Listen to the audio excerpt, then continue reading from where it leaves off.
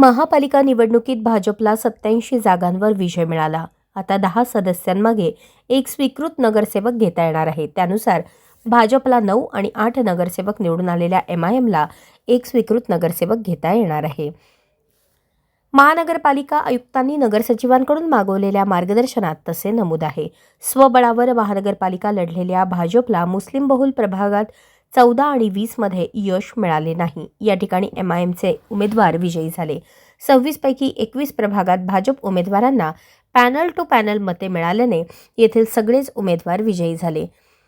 आमदार देवेंद्र कोठे यांनी स्वतःच्या जागेवर माजी उपमहापौर पद्माकर काळे यांना उमेदवारी दिली होती, पण त्यांचा पराभव झाला. त्यांना किंवा श्रीकांत घाडगे यांना स्वीकृतची संधी मिळू शकते. तसेच भाजप शहराध्यक्ष रोहिणी तडवळकर यांनी निवडणुकीत मोठी मेहनत घेतली. ज्येष्ठ माजी नगरसेवक प्रभाकर जामगुंडी, जगदीश पाटील यांचेही योगदान आहे. याशिवाय अन्य काही उमेदवार नवीन चेहऱ्यांनीही पक्षाला मोठी मदत केली. त्यांना किंवा त्यांच्या कुटुंबात स्वीकृतची लॉटरी लागू शकते. दुसरीकडे फिरदौस पटेल यांनी काँग्रेसची उमेदवारी डावलून पराभवाची चिंता न करता MIMमध्ये प्रवेश करून निवडणूक लढवली. त्यांनाही MIMकडून स्वीकृतची संधी मिळू शकते.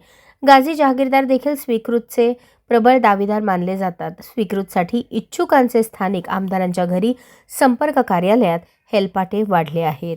अशाच नवनवीन अपडेटसाठी जनता राज्य न्यूज चॅनलला सबस्क्राईब करा, लाईक करा आणि शेअर करायला विसरू नका.